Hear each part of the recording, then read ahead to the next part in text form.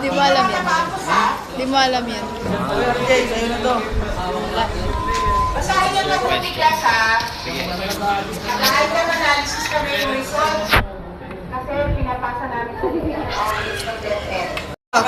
Ugiyan! Naaras niyo ako! Bakit niyo ako inaaras?